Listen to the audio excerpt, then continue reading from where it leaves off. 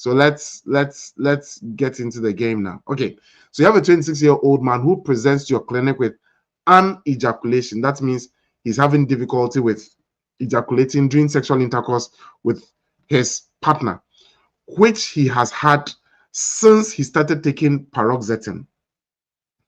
He has major depressive disorder. He would like to switch to a different antidepressant. Look at the way the question is really putting it. Which one of the following medications is the most indicated? A, fluoxetine. B, venlafaxine. C, bupropion. D, clomipramine. And E, phenelzine.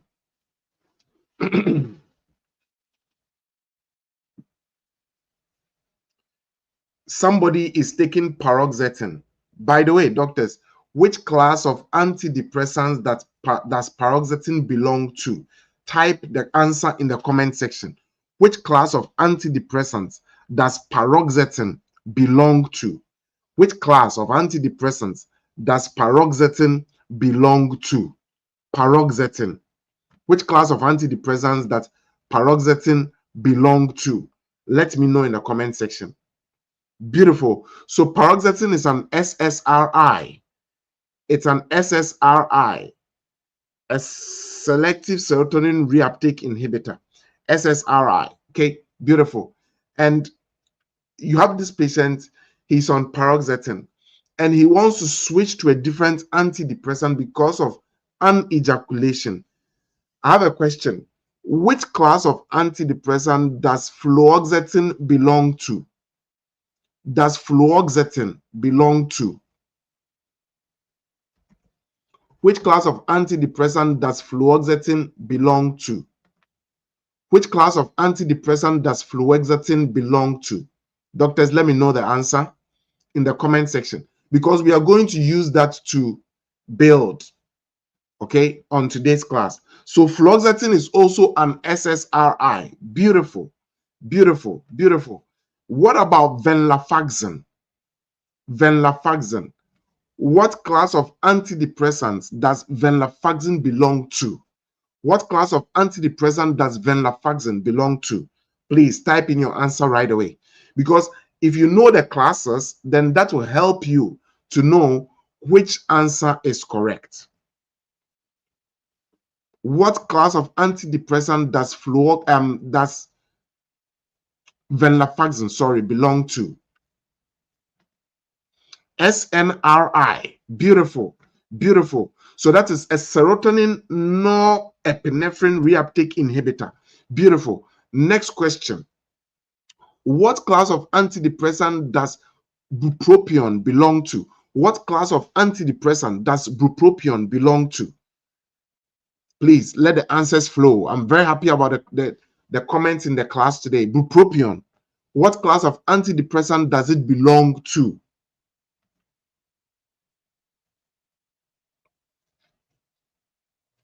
Bupropion. Bupropion. No, no. Dr. Innocent says same. No. Bupropion does not belong to the same class as venlafaxine. Bupropion belongs to norepinephrine dopamine reuptake inhibitor. So remember, paroxetine belongs to SSRI, which is selective serotonin reuptake inhibitor. Venlafaxine belongs to SNRI, which is serotonin norepinephrine reuptake inhibitor. Bupropion belongs to norepinephrine dopamine reuptake inhibitor. Okay, now next question. Next question. I have another question for you. Which antidepressant, which class does clomipramine? Which class does clomipramine belong to? We've learned that fluoxetine and serotonin, fluoxetine and paroxetine are SSRIs. Venlafaxine is an SNRI. Bupropion is an NDRI. What about clomipramine, please? What about clomipramine? Which class does it belong to? So that is beautiful. So those who are writing TCA, that is beautiful. Clomipramine is a tricyclic antidepressant. And you realize that I'm driving towards something now. Okay, what class of medication does phenelzine? Phenelzine, what class of antidepressant does phenelzine belong to? Phenelzine. What class of antidepressant does phenelzine belong to? What class does phenelzine belong to, doctors?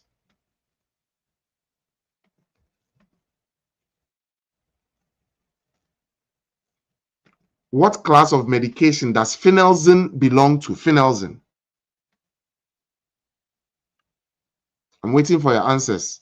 Because based on this, okay, so I see doctors are saying MAO inhibitors. So doctors, you see what is going on here? The medical council is asking you a very simple question. Beautiful. Those who wrote phenelzine for MAO inhibitors, very beautiful. They've listed a medication, paroxetine. Patient has anejaculation, that is sexual dysfunction. Now the patient wants to switch. Which of these SSR? So they've given you 5 options: one SSRI, one SNRI, one NDNRI, right? And then they've also given you one tricyclic antidepressant. Then they've given you one MAO inhibitor. 5 different classes.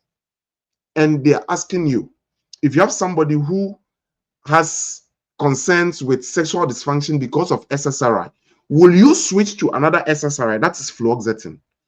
Or will you switch to venlafaxine, that is an SNRI? Or will you switch to bupropion, that is an NDRI? Or will you switch to clomipramine, which is a tricyclic antidepressant? Or will you switch to phenelzine, which is a MAO inhibitor? So this question is couched in, like they've just covered it with something, right? And the basic thing is, does the doctor know the various side effects profiles of each of these classes of antidepressants? So if I were you, I'll write it in my book that when I am done with today's class, I'm going to sit down and take all the various antidepressant classes. I'm going to look at examples of medications in each of them. I'm going to look at the mechanism of action in each of these classes. And I'm going to look at, what to do if various side effects profiles come up. And so let's go back to this. What is the correct answer? And the correct answer, as many of you are saying, is bupropion. Bupropion. And we learned that bupropion is an NDRI, which is a norepinephrine dopamine reuptake inhibitor. So why didn't we go for fluoxetine, which is another SSRI? Why didn't we go for venlafaxine, which is an SNRI? Why didn't we go for clomipramine, which is a tricyclic antidepressant? And why didn't we go for phenelzine, which is a MAO inhibitor? And this is the reason. Anejaculation is a known adverse effect of SSRI. So that is selective serotonin reuptake inhibitors. And switching to an antidepressant with a lower risk of adverse effects on sexual function is a reasonable approach. So that is how you are thinking in the board exam. Now, of all the 5, which one is the best so far as sexual dysfunction correction is concerned? And the answer is bupropion.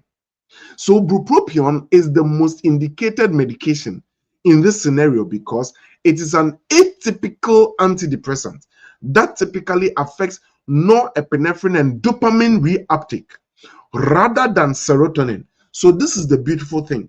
Right from the word go, you are beginning to appreciate the fact that if you have an antidepressant with serotonin, which spares serotonin, selective serotonin reuptake inhibitor, right? The effect of serotonin is that it can cause sexual dysfunction. So in all the antidepressants, you should rule out the ones which cause serotonin to surge. And you realize that you have fluoxetine and you have venlafaxine. And those two, right from the word go, cause serotonin to surge. Therefore, in your board exam, you have sexual dysfunction and you have these medications which cause serotonin to surge. So all right from the beginning, A and B are wrong. I'm not going to go for another SSRI because its effect will be similar to the paroxetine. Number two, I'm not going to go for an SNRI because it will still keep higher levels of serotonin and the patient will still have the sexual dysfunction.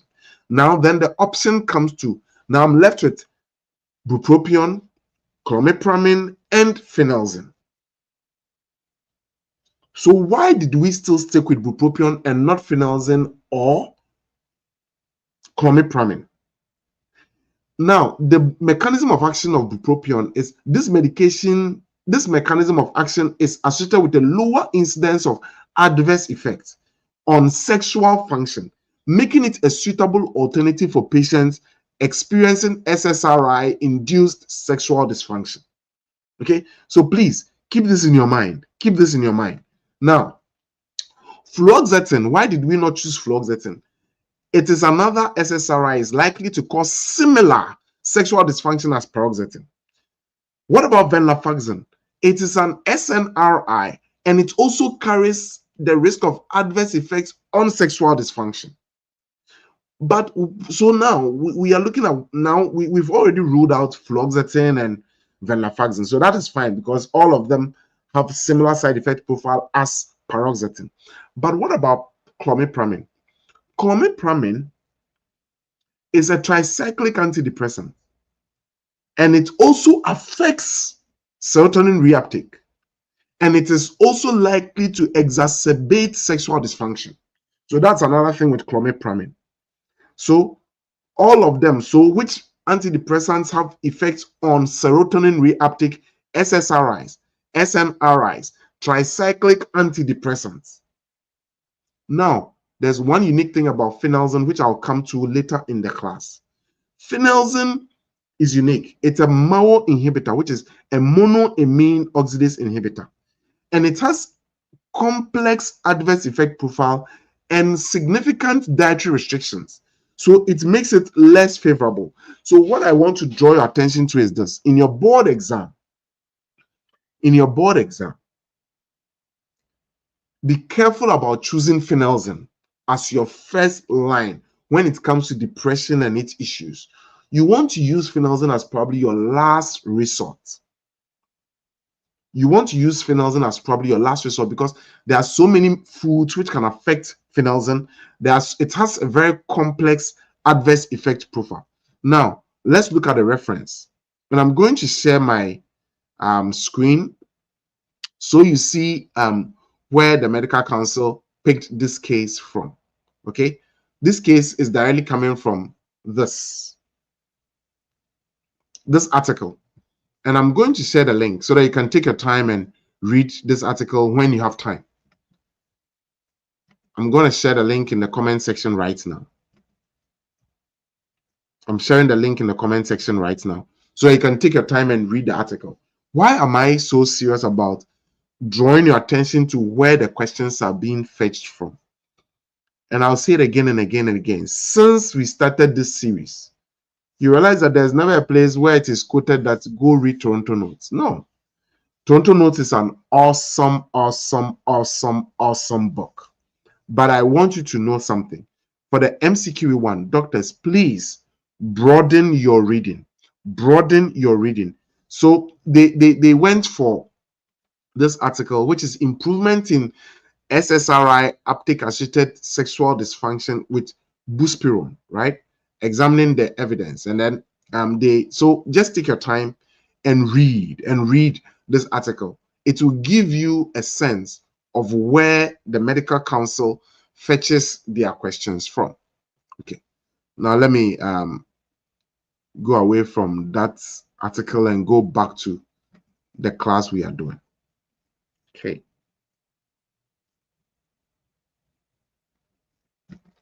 So what am I trying to communicate here? What am I trying to communicate here? Let me remove this stop screen thing here. What am I trying to communicate here? From the question we just did, you realize that two things stand out in your board exam. You need to think like the Canadian Medical Council examiner, MCC examiner. And number two, you have to understand that common things are common. I always tell candidates, please don't waste time trying to learn highfalutin stuff. Antidepressant associated sexual dysfunction is a common thing we meet in the clinic all the time. And that is where they are testing you on. Okay, good. So now let's get into this. The whole question is asking you something very simple. As an MCCQE1 candidate, do you recognize SSRI-induced sexual dysfunction? And can you choose the antidepressant with the lowest sexual side effect burden? That is all that the question is asking you. Okay, so how are you going to reason through this question? You've got to understand that anejaculation is a well-recognized adverse effect of SSRIs. So that's why I always say that common things are common. Now, the patient wants to switch, not to add. That is why the question told you that the patient wants to switch. So now the question is testing you, your knowledge, to know that Dr. Abidoye, can you really tell the difference in the various antidepressant classes? Because the patient is on paroxetine, and then they gave you one option, fluoxetine. Because the question already states that the patient wants to switch. If you choose fluoxetine, it is wrong. Just because of that word, the patient wants to switch. Now, the question then goes on to test you that don't forget that this patient still has depression, and the patient is looking at a medication which is going to solve, number one, depression, and number two, the sexual side effects. So now you have to ask yourself, of all the options you have, which one antidepressant can solve both problems? That is dealing with the depression while at the same time dealing with the sexual side effects the patient is experiencing. And that is when you come to bupropion. Another name, the trade name for bupropion is Wellbutrin. Okay, so those who are preparing for the therapeutic decision making, if you come across the name Wellbutrin, it's talking about bupropion. You have to understand that bupropion does not belong to the SSRI class. It's an NDRI.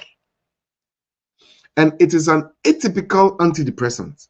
And its effect is that it primarily works on norepinephrine and dopamine issues. And it has minimal serotonergic activity. And this is very important. So for me, something is coming up as we are going through this question. If you have an antidepressant which boosts the effects of serotonin, that can lead to sexual dysfunction. So if you want to choose an antidepressant which is going to be good in a patient who is experiencing sexual dysfunction, then move away from SSRIs, move away from SNRIs, and rather look at something like bupropion. Okay, so how are you going to remember this concept? This is what I just said. When you have a patient who has sexual dysfunction as a problem, avoid medications which boost serotonin. And those are SSRIs, SNRIs, tricyclic antidepressants. And don't forget that tricyclic antidepressants have other important side effects as well. Okay, good. Doctors, please, I have a question. Are we tracking so far? I want to know, are we tracking so far? I don't want to just talk into the air. Are we tracking? We need to understand this concept so we can prepare very well for the exam. Are we tracking? Let me know. Are we tracking so far? Beautiful, beautiful, beautiful. Because a lot of candidates, like we do a lot of rote memorization, you know. Okay, if there's sexual dysfunction, give bupropion, but why? But why? Why are we giving why are we giving bupropion in the patient with sexual dysfunction? Why? Why are we doing that? Okay, good. So it looks like we are all on the same page. So what are the key principles? Key principles. Why are the wrong answers wrong? Number one, fluoxetine. It's another SSRI, same side effect profile as paroxetine. If you switch within the same class, you've not solved the problem. So that is why fluoxetine is the wrong answer. And you will also learn as the lecture goes on that fluoxetine also has a long half-life. Venlafaxine is an SNRI. It's still significantly causes serotoninergic concerns, and it is still associated with sexual dysfunction. So the trap here is that it may be a different class, but if its effects are still the same, avoid it. Okay? It may be a different class, but if its effects are still the same, please avoid it. Next one, clomipramine. It's a tricyclic antidepressant, and tricyclic antidepressants still have a strong serotonin reuptake inhibition. So its effect so far as sexual dysfunction is going to still be the same as paroxetine and fluoxetine. And you will also know something about tricyclic antidepressants. Please write this in your box. It also has higher anticholinergic and cardiac risks. Higher anticholinergic and cardiac risks. So tricyclic antidepressants like clomipramine, apart from the fact that it can promote sexual dysfunction, it also has higher anticholinergic and cardiac risks. And what about phenelzine? We learned that it's a monoamine oxidase inhibitor. It has complex adverse effect profile, and because of this, there are some dietary restrictions which will come with it, and I will be talking about it as the class goes on. You will want to keep phenelzine for refractory cases, and you realize that using phenelzine right away because the patient is having side effects to paroxetine is not being helpful at all because it is too heavy for this. So what are my high yield points for today's class? Number one, SSRIs commonly cause sexual dysfunction, including delayed ejaculation and anejaculation. So you want to keep this as one of the points. And you know, I've been talking about what we do in MedCognito called MedBullet. MedBullet. This is an example of a MedBullet, right? So that you don't need to read too many things. Within a very short time, you grab the concept and you go. So this is how MedBullets are. And can you imagine? We've done 3,400 of these for you as part of your MedCognito course. And that is only one part of the course. This is just to help you to revise, right? Now, switching within serotoninergic drugs does not fix serotoninergic side effects. So switching between one SSRI to one SSRI won't help. Switching between one SSRI to an SNRI just because of the serotoninergic issues won't help. In fact, switching between an SSRI and a tricyclic antidepressant will still not help the problem. One way to help is to switch between SSRI and an NDRI, which is like ibuprofen. And when side effects are the problem, change the mechanism, not just the drug name. So it comes back to it. Don't switch from paroxetine to fluoxetine. Don't switch from paroxetine to sertraline if the side effects the patient is experiencing is as a result of serotoninergic effects. Now, MAO inhibitors and tricyclic antidepressants are never the first choice substitutes for simple SSRI side effects. So these are concepts I need you to pick up. So now, doctors, we are going to get into what we call an antidepressant drill. Antidepressant drill. This is one of the times when you need to memorize for the MCQE1. This is one of the periods where you need to memorize for the MCQE1. And this is going to give you a little view of how we conduct med drills in MedCognito, as well as med bullets. And you will get this as part of the whole program. So apart from the fact that you will come for live classes, which are recorded as well. So if you miss a class, you can always watch the replay. Apart from the fact that you can work through your question bank in MedCognito. Apart from the fact that you have lessons broken down for you before you even come to the class, there's also the concept of med drills and med bullets. And that is what we are going to do for now. Now, the whole MedCognito program is just $420 every month. And if you want 6 months access at a reduced cost, it's only 2,200 Canadian dollars, right? So now let's get into the med drills right away. Med drills for antidepressants. So I'm not going to provide you the answer. I'm going to quiz you. Number one, and I'm going to give you 5 seconds. So please type quickly. Which antidepressant is classically associated with weight gain and sedation? So of all the antidepressants, there is one which is classically associated with weight gain and sedation. I'm giving you just 5 seconds. Weight gain and sedation. Just type your answer in the comment section. So this is how the rest of the class is going to go. I'm going to drill you. So in your board exam, if you see, okay, the patient is struggling with their weight and the patient always feels sedated. After the patient started some antidepressants, which antidepressant will you go for? Drum roll, which antidepressant will you go for? Which antidepressant?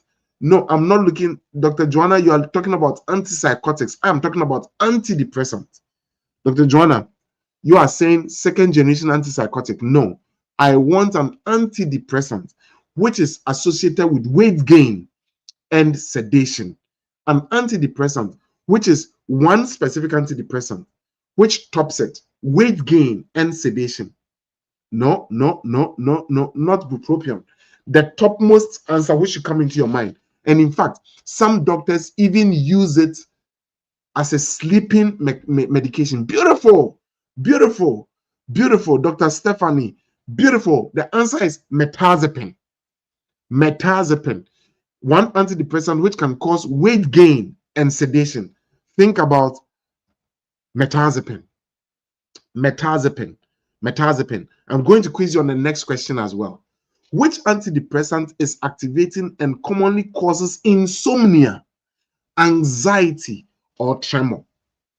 An antidepressant, you give the patient feels down, and then after you give the antidepressant, the patient says, doctor, I can't sleep. Doctor, I've become anxious. And doctor, look, my hands are shaking. My hands are shaking. Dr. Bruni, my hands are shaking. My hands are shaking. My hands are shaking. Which antidepressant is known to cause this? So this is where I'm really testing you.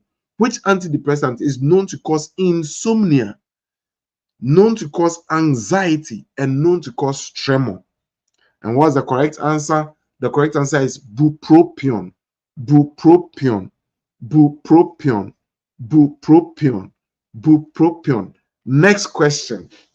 Which antidepressant is associated with dose-dependent hypertension, particularly at higher doses?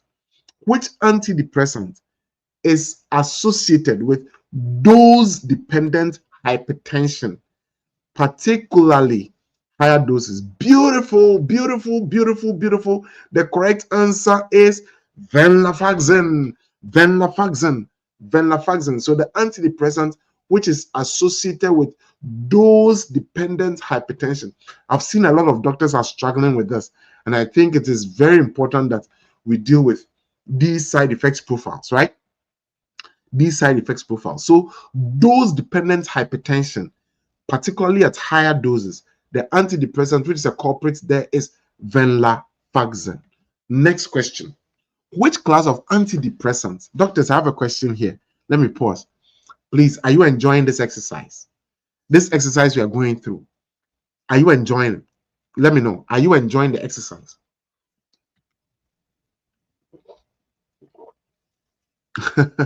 He says the exercise is penalizing. Yeah.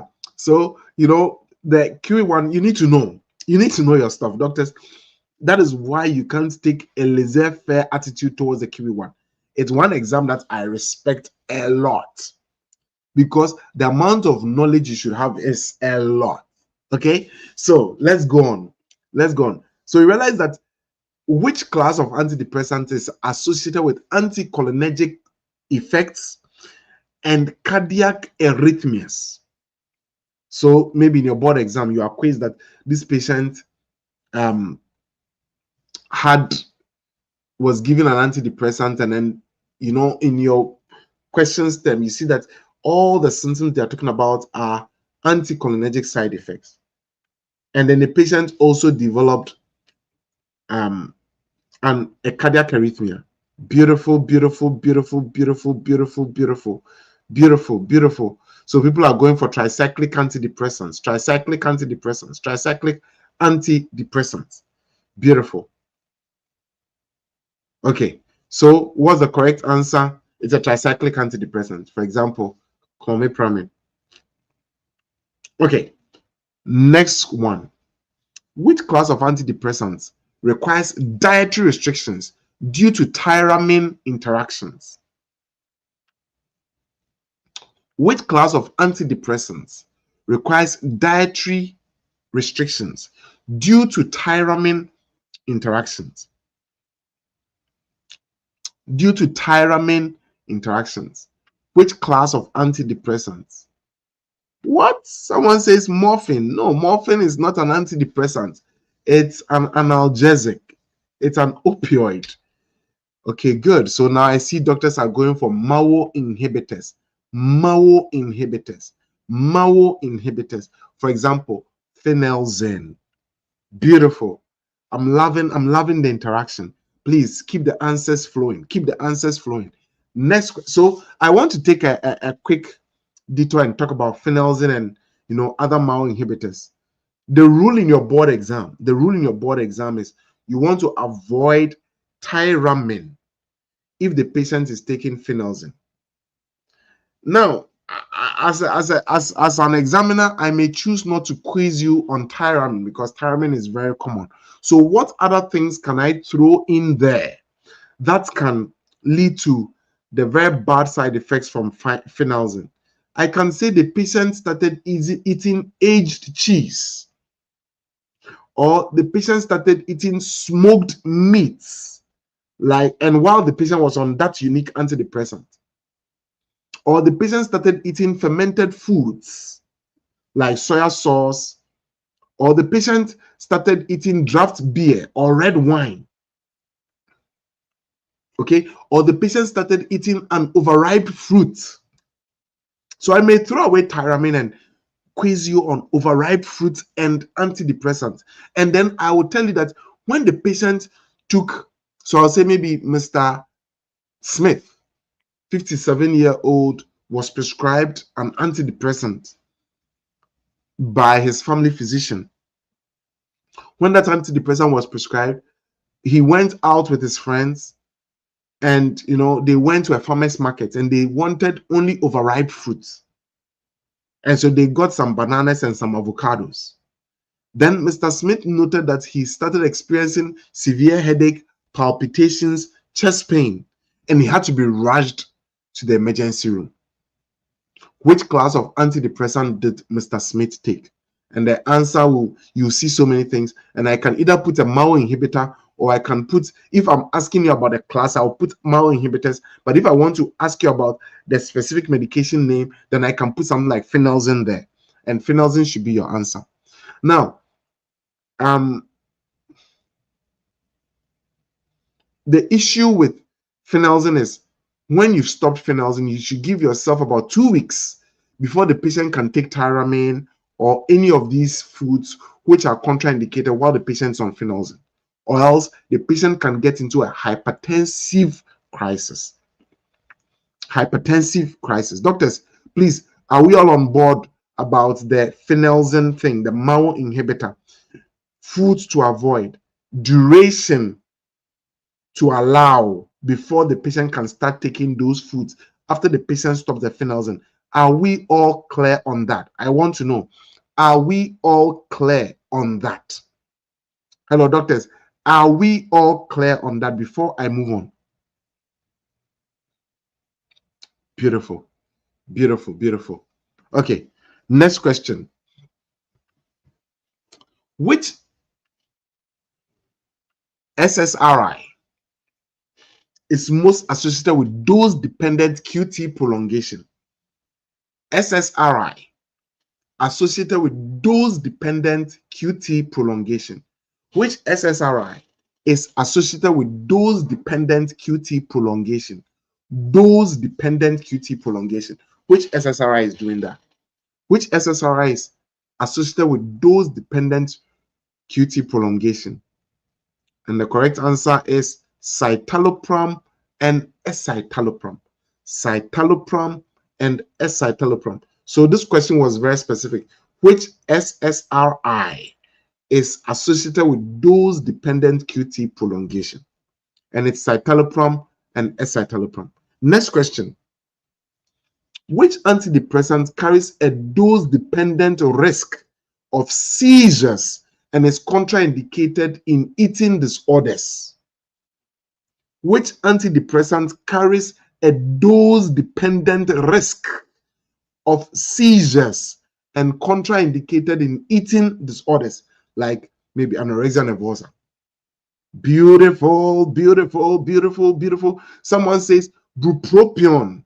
So doctors, you see, I really like it, the way doctors are putting things together, because it's not enough just pick your book, Toronto Notes, read it. No, you have to read with a plan, because okay, in the medical council, in their free questions, right, they gave a question about anejaculation and an SSRI.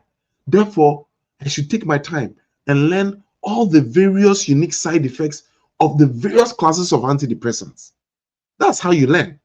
Use the MCC's own objectives and questions and reverse engineer the whole thing. That is what we have done at MedCognito for you, right? Very simple. Okay, let me go on to the next one. Which antidepressant classes commonly cause both sexual dysfunction and emotional blunting? Both sexual dysfunction and emotional blunting. Both sexual dysfunction and emotional blunting. Both of them. Which antidepressant classes commonly cause both sexual dysfunction and emotional blunting? Okay. I've seen the sexual dysfunction, and the effect is as a result of the serotonin reuptake being inhibited, right?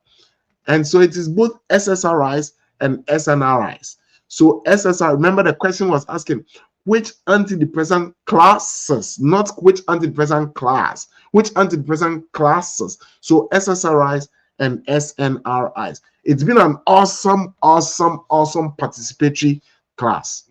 Good. Next question for you. Which key adverse effect is most strongly associated with paroxetine? So with all that we talked about, paroxetine, which key adverse effect is most strongly associated with paroxetine? By the way, when the class is done and you want to speak to me, my phone number is what is going on your screen. +1 306 891 5649. +1 306 891 5649. I usually prefer a WhatsApp call, okay, so that if you're outside Canada, I can still give you a call. Okay, so what's the correct answer? The correct answer is sexual dysfunction and prominent withdrawal symptoms. Sexual dysfunction and prominent withdrawal symptoms. Okay, now, which distinguishing feature characterizes fluoxetine among the selective serotonin reuptake inhibitors? There's something unique about fluoxetine that you need to know for your board exam. There's something unique about fluoxetine that you need to know for your board exam. What is it? Doctors, tell me, what is it? There is something unique about fluoxetine that you need to know for your board exam. What is it? Something very, very unique. Yeah, it can cause sexual dysfunction and all those things, but sexual dysfunction with a very long half-life. Sexual dysfunction with a very long half-life. Sexual dysfunction with a very long half-life. Okay, good. So, which adverse effects should be monitored when prescribing venlafaxine? So you have a patient, you've started the patient on venlafaxine. When the patient comes to visit you in the clinic, what will you be monitoring? What will you be monitoring? What will you be monitoring? Venlafaxine. Beautiful, beautiful. I like this. The doctors are getting it. Beautiful, beautiful, beautiful. What are you going to be monitoring? Beautiful, beautiful, beautiful. So doctors are saying, Dr. Bruni, I'm going to monitor the patient's blood pressure. So you have a patient with venlafaxine. When they come to your clinic, slap the blood pressure cuff on. Slap the blood pressure cuff on and monitor their blood pressure, because venlafaxine has a dose-dependent risk of hypertension. Venlafaxine has a dose-dependent risk of hypertension. I'm really enjoying today's class because we are touching on all the salient points we need to touch base on. So it's venlafaxine. I will check on hypertension. I'll check the blood pressure, and I'll also ask the patient about sexual dysfunction. Okay. What adverse effects most commonly limit the use of mirtazapine? We've talked about this, but I've put the question in another form. What adverse effects most commonly limit the use of mirtazapine? What adverse effect most commonly limits the use of mirtazapine? What adverse effect most commonly limit the use of mirtazapine? Beautiful. I see a lot of doctors going for weight gain. So it can lead to sedation. That is why I'm saying some doctors use it when patients say they can't sleep, right? So they can prescribe mirtazapine. It can also cause increased appetite. And it can also lead to weight gain. So for example, I want to give you a clinical vignette. There is a new medication which patients inject. I'm making it very simple. There's a new medication which patients inject to lose weight. And you realize that the patient is already on mirtazapine. And he said, I'm going to prescribe this medication for you so that you can inject to lose weight. I'm making it very simple. Everyone, any Tom, Dick, and Harry knows this. Anyone who is walking on the streets. Which medication am I talking about? So the patient's already on mirtazapine. The patient has gained weight. And he said, you're going to stop the mirtazapine so the patient's weight gain can be controlled. But then you are going to also prescribe a new medication which will help the patient to lose weight. Beautiful. I see the doctor here says Ozempic. It's not Ozempic. It's Ozempic, right? Ozempic. Beautiful. Okay, so let's move on. What adverse effects are most characteristic of clomipramine? What adverse effect is most characteristic of clomipramine? What adverse effect is most characteristic of clomipramine? Doctors, tell me something. Clomipramine. What adverse effects are most common characteristics of clomipramine? Clomipramine.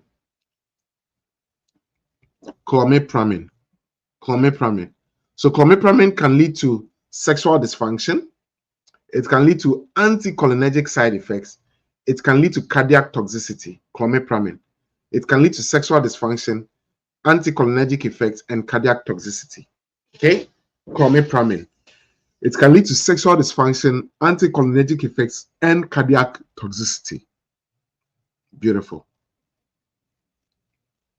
Now we are wrapping up. So we are starting with where we started from. Which class of antidepressant is most commonly associated with sexual dysfunction, such as delayed ejaculation and anejaculation? Where we started from is where we are ending.